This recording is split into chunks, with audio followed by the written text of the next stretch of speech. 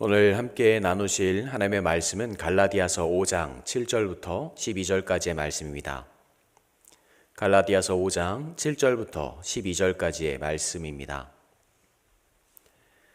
한 마음으로 주님의 말씀을 갖도록 하겠습니다.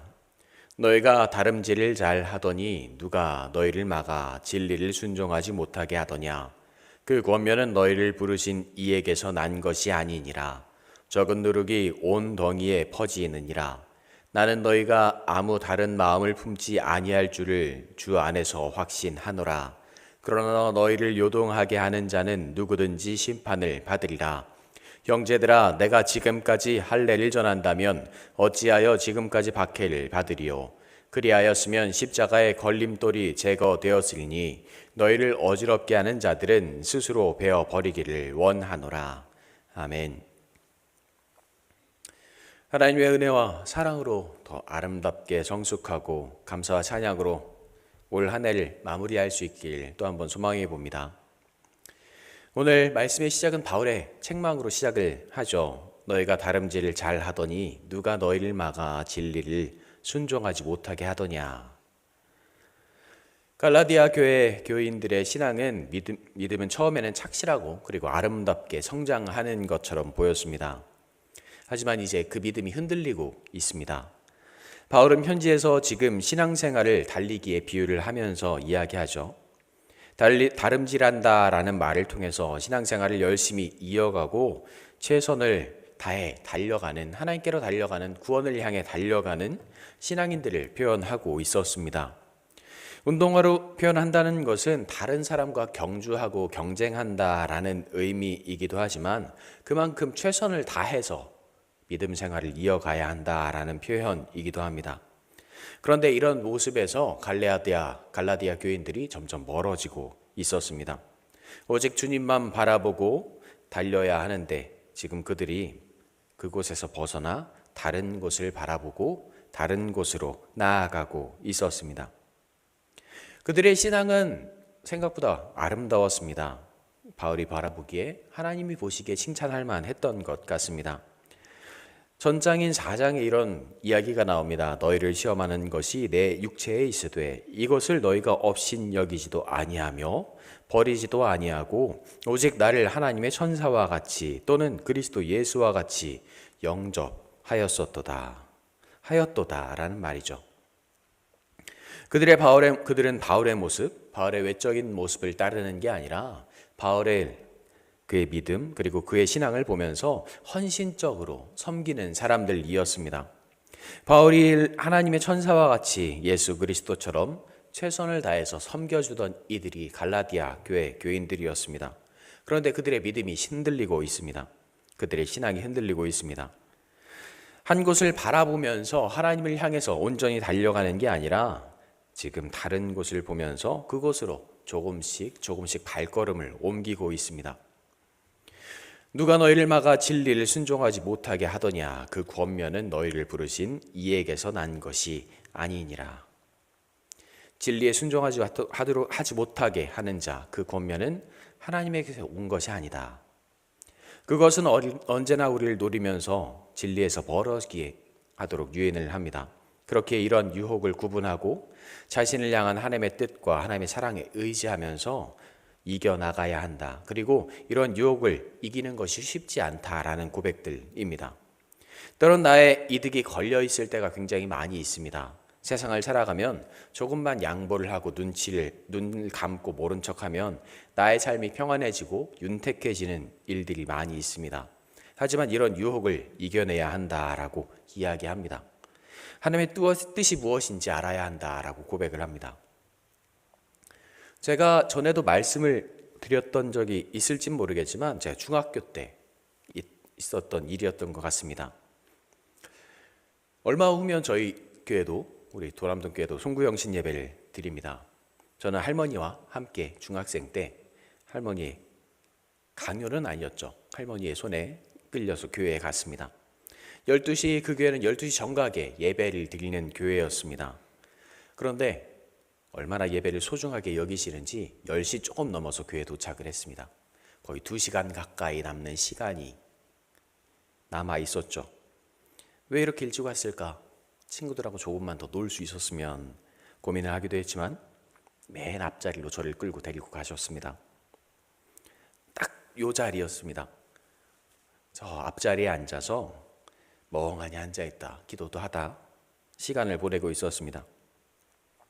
예배가 시작이 되고 찬양을 하고 찬송을 부르고 말씀을 듣다 순간 제가 무엇인가 잘못했다라는 것을 알게 됐습니다. 헌금을 준비하지 않았습니다.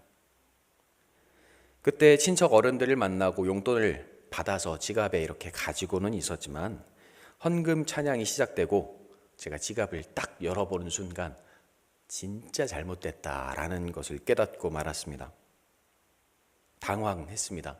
그 지갑에는 1,000원짜리 한 장, 그리고 10만 원짜리 수표 한 장이 들어 있었습니다. 제 마음은 머리는 복잡해지기 시작했습니다. 1,000원을 헌금하자니 송구영신 예배인데 새해 예배를 시작하는 그곳에는 맞지 않는 것 같고 10만 원을 헌금을 하자니 제가 받은 그 모든 것들을 드려야 하는 그 상황이 되어버린 것입니다. 진짜 식은땀이 나고 심장은 두근거리고 머리는 아프고 저 뒤에서 헌금 바구니는 자꾸 저에게 다가오는데 맨 앞에 앉아서 왠지 담임 목사님은 저를 쳐다보시는 것 같고 결국 저는 헌금함이 저에게 근처에 다가와서 지갑에 있는 2장의 지폐 중에 한 장을 꺼내서 예배 헌금을 드렸습니다. 어떤 것을 제가 드렸을 것 같을까요? 10만 원짜리를 드렸습니다. 아직도 그 순간을 생각하면 종종 고민을 합니다. 옳은 결정을 했는데 분명히 그것을 알면서도 고민을 합니다. 제가 아이들에게 말씀을 전하면서 이런 상황이 너에게 오면 어떡하겠느냐라고 아이들에게 물어보면 왜 그런 질문을 저희에게 하시느냐라고 어떤 아이는 화를 내기도 합니다. 그만큼 그 나이대 아이들에게는 굉장히 심각한 고민입니다. 그 고민을 하는 이유는 그 지갑 안에 그 돈 안에 개인적인 욕심이 있기 때문입니다. 내 삶의 유익이 그 안에 자리 잡고 있기 때문입니다. 그 중학생에게는 그 10만 원짜리가 얼마나 큰지 그 삶의 유익이 얼마나 아름다운지 그 안에 들어있기 때문입니다. 제가 아마 그때 딱 1,000원짜리 한 장만 냈으면 이 자리에 있지는 않을 것 같습니다. 오늘 본문은 갈라디아 교인들에게도 말하고 있습니다. 바울은 신앙인들에게 우리에게 다시 묻고 있습니다. 말하고 있습니다. 적은 누룩이 온 덩이에 퍼지느니라. 내 욕심이 작아 보일지라도 보잘것없어 보일지라도 이런 마음의 시작이 우리의 삶에 우리의 신앙에 큰 영향을 미치게 된다라고 경고하고 있습니다. 사소하게 시작된 잘못이 잘못된 선택이 우리의 믿음을 우리의 신앙을 우리의 마음을 더럽히게 만든다는 것입니다.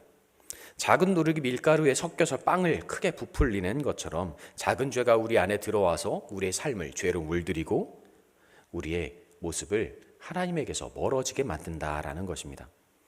그렇지만 지금 바울은 갈라디아 교인들을 믿어줄 것임을 그들의 믿음을 그들의 마음을 다시 한번 믿고 그들의 마음이 다시 한번 하나님께 돌아오기를 간절히 소망하고 있습니다. 그들의 죄악으로 빠뜨리는 이가 있다면 혹 신앙인으로서 믿음을 가진 이로서 다른 이를 죄악으로 빠뜨리는 이가 있다면 심판을 받을 것이다 라고 경고를 하면서 그들이 하나님께 돌아오기를 간절히 소망하고 있습니다. 나는 너희가 아무 다른 마음을 품지 아니할 줄을 주 안에서 확신하노라. 그러나 너희를 요동하게 하는 자는 누구든지 심판을 받으리라. 확신한다라는 표현은 그것을 믿고 있다라는 뜻이기도 하지만 내가 너를 진짜 믿어줄게 라는 표현이기도 한 것 같습니다. 그러면서 11절에 이어서 말하죠. 형제들아 내가 지금까지 할례를 전한다면 어찌하여 지금까지 박해를 받으리요. 그리하였으면 십자가의 걸림돌이 제거되었으리니. 바울이 할례를 전한다는 것이 어떤 의미인지 우리는 분명히 알고 있습니다. 주님을 만나기 이전의 삶을 말하고 있죠. 그리스도인들을 죽이고 핍박하던 그 시절을 의미합니다. 이전의 삶을 살았더라면 평안한 삶을 살았을 것이다 라는 말이기도 합니다. 사람들이 꿈꾸고 바라는 삶을 살았을 것입니다. 부족함 없이 어려움 없이 세상 사람들이 원하는 기쁨과 행복으로 가득한 삶을 살아 나왔을 것입니다. 그런데 이런 삶에서 십자가는 걸림돌이 될 뿐이었습니다. 이스라엘 사람들은 구원자를 기다렸는데, 메시아를 기다렸는데, 그들이 꿈꾸는 메시아는 세상의 왕이고 통치자였습니다. 자신들을 이 죄악 속에서, 아니 이 어려움 속에서 구원할 구원자였습니다. 그런데 저주받은 나무에 달린 예수라는 사람이 메시아라고 주장합니다. 나무에 달린 자는 하나님께 저주받은 자인데, 그런 사람이 구원자라면 유대인들에게는, 자신에게는 그 구원자가 패배의 상징이 될 것이고 수치의 상징이 돼 버릴 텐데, 그렇게 그 인간의 죄를 위해서 십자가에 못 박혀 죽은 예수가 메시아라는, 그리스도라는 그 사실을 절대로 받아들일 수 없었습니다. 아무리 그가 뛰어난 랍비이고 선생이고 교사라고 할지라도 그 사람만은 안 된다라는 마음이 그들에게 있었기 때문입니다. 그들은 율법을 준수하면서 구원을 기다리는 이들이었습니다. 다시 말하면 다른 이들과 자신을 구별하고 구분하는 사람들이었습니다. 의와 공의로 다른 이들을 체벌하고 처벌하는 사람들이었습니다. 그런데 믿음으로 구원받는다는 주장은, 예수의 믿음으로 구원받는다는 주장을 하고 있는 그 예수의 말을 받아들일 수 없었습니다. 이렇게 자신의 의를 드러내는 이들, 자신의 높아짐을 지금 자랑하고 다른 사람을 핍박하는 삶을 살고 있는 이들, 그들의 마음을, 그들의 삶을 살아가고 있었다면 바울은 아마 그때에는 행복한 삶을 살아갈 수 있었을 것입니다. 그리고 그런 삶을 살아가지 말아야 한다라고 역설적으로 이야기하고 있습니다. 그렇게 바울은 예수 그리스도를 자신의 메시아로, 구원자로 받아들이면서 그 걸림돌을 제거해 나갔습니다. 예수라는 그 십자가를 말하는 것이 아니라 내 삶에 예수님께서 걸림돌이 되셨습니다, 십자가가 걸림돌이 되었습니다 라고 이야기하는 게 아니라, 나를 제거하고 나의 의를 제거하고 하나님께서 주신 그 구원의 선물 예수를 그리스도로 받아들였음을 고백하고 있습니다. 그리고 확증하고 있습니다. 이제 내 삶의 걸림돌이 바뀌었습니다. 그리스도를 믿으면서 내 의가 걸림돌이 되었습니다. 나를 보이고 나를 자랑하던 나의 삶이 걸림돌이 되었습니다. 지금 바울은 갈라디아 교인들에게 당신들의 걸림돌이 무엇인지 확실하게 이야기하고 있습니다. 너희를 어지럽게 하는 자들을 스스로 베어버리기를 원하노라. 어지럽게 한다라는 것은 시끄럽게 한다라는 얘기죠. 또한 스스로 베어버리라는 것은 자신의 의를 자랑하는 사람들 앞에서 나의 모습이 더 나아 보인다라고 자랑하는 사람들 앞에서 그들과 멀어질 것을, 그들과 거리를 둘 것을 이야기합니다. 다른 사람들과 비교하면서 나의 믿음이 더 좋아 보이기를 자랑하는 그 아이들과 같은 마음을 잘라버리라라는 것입니다. 그들 때문에 하나님과 함께하는 교회가 흔들리고 있었기 때문입니다. 그리고 이단이 성행하고 있었던 그 시대의 상황을 이야기하고 있습니다. 이런 상황 속에서 믿음을 가진 자로서 올바로 설 것을, 그리고 자신의 의를 자랑하고 남보다 나아지기 원하는 자들과 그들과 멀어지기를, 그리고 십자가만 바라보면서 달려갈 것을 오늘 바울은 전하고 있습니다. 또한 우리에게도 말하고 있습니다. 우리의 신앙은 지금 어떤 모습인지 확인하고 있습니다. 신앙생활을 하다 보면 나의 유익과 하나님의 뜻 사이에서 고민하는 경우가 많이 생기는 것 같습니다. 제가 조금 전에 말씀드렸던 그 헌금을 냈던 이야기도 그렇죠. 또 어떤 삶을 살아가야 하는지 분명히 우리는 알고 있지만 그런 삶을 살아가는 것을 포기하고 싶을 때가 많이 생기는 것 같습니다. 요즘 유행하는 점집과 타로점 등과 같은 문제일 것입니다. 얼마 전에 TV를 이렇게 돌려보고 있는데 유명 연예인이 자신의 어머니 이야기를 하는 것을 듣게 되었습니다. 신실하고 열심히 신앙생활을 하는 분이라고 합니다. 그리고 그분은 직분을 권사님의 직분을 받고 계신다라고 이야기를 했습니다. 그런데 어머니를 따라서 종종 교회에 가다 보면 어머님께서 교회 담임 목사님께 혼나는 장면을 목격하셨답니다. 왜 혼나고 계실까라고 생각을 하고 가만히 지켜보는데 담임 목사님께서 자신의 어머니를 그렇게 부르셨답니다. 이름을 부르시면서 무슨 권사 하고 소리를 치면서 막 화를 내시는 그 장면을 보고 가만히 쳐다보고 있었답니다. 왜 화를 내셨을까요?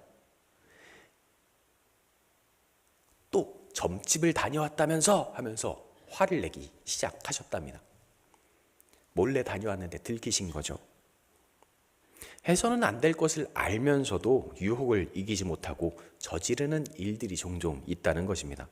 세상을 살아갈 때도 다른 사람들과 술을 마시고 친해지면 나의 유익이 조금은 더 많이 생기고 그것으로 내가 하나님께 헌신할 수 있겠습니다 라고 고백하는 일들이 벌어지기 때문입니다.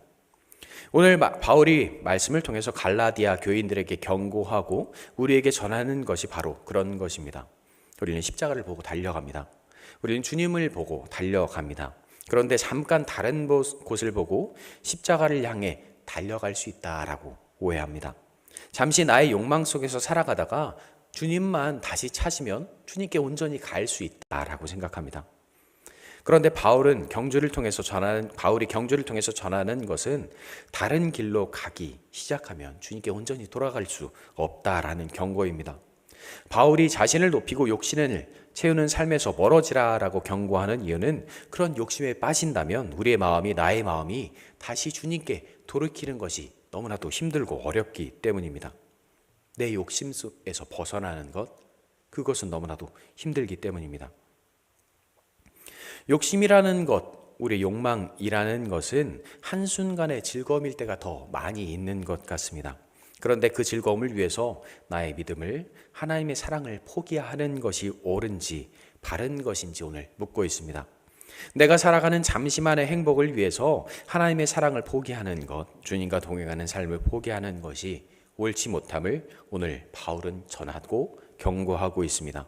그리고 그러한 욕심으로 유혹하는 이들을 조심하라고 경고하고 있습니다. 삶을 살아가다 보면 유혹이 너무 많은 것 같습니다. 하지만 분명히 우리는 알고 있습니다. 누구를 봐야 하고 누구를 닮아야 하고 누구를 따라가야 하는지 확실하게 알고 있습니다. 그분은 바로 예수 그리스도이십니다. 이번 주 주일부터 대림절이 시작이 됩니다. 대림절은 주님의 오심을 기다리며 우리를 돌아보는 절기입니다. 우리의 삶을 다시 한번 돌아보고 우리가 바른 길로 가고 있는지, 주님만 바라보고 나아가고 있는지, 오직 주님의 오심을 얼마나 기대하고 우리의 삶을 살아보고 있는지 다시 한번 돌아보고 기쁨과 감사함으로 주님을 맞이할 수 있는 우리 도남동교회 성도님들이 되시기를 간절히 소망합니다. 그리고 또한 제가 되기를 또 한번 소망해 봅니다. 기도하겠습니다. 사랑과 은혜가 충만하신 하나님 감사합니다. 주님을 바라보며 살아가는 것이 너무나도 힘들고 어렵습니다. 하지만 주님을 닮아가는 자, 주님과 동행하는 자, 주님의 마음 안에 합당한 자가 되게 하게 하여 주시옵소서. 아버지를 따라가며 아버지와 동행하며 아버지의 손을 잡고 나아가는 것이 우리의 삶에 얼마나 큰 행복이고 감사함인지 다시 한번 알게 하시고 주님을 따라가며 주님과 동행하며 주님께서 맡기신 사명을 온전히 감당할 수 있도록 주께서 도와주시옵소서. 세상에서는 나를 유혹하고 나를 미혹하지만 그 유혹을 이겨내고 세상과 멀어지며 하나님만 닮아갈 수 있는, 하나님만 바라보며 그곳으로 달려갈 수 있는 우리가 되게 하여 주시옵소서. 아버지와 함께하며 아버지의 사랑을 나누며 아버지 은혜를 경험하며 그 은혜를 나눌 수 있는 우리가 되게 하여 주시옵소서.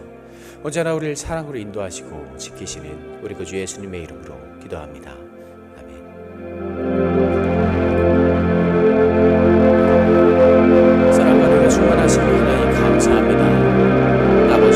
아버지를 부르짖고 아버지와 함께하며 아버지의 은혜 안에 거할 수 있는 것, 아버지의 사랑 안에 머물 수 있는 것, 아버지의 돌보심 안에 살아갈 수 있는 것, 아버지의 역사하심 안에 나아갈 수 있는 것, 그 모든 것이 은혜였음을 다시 한번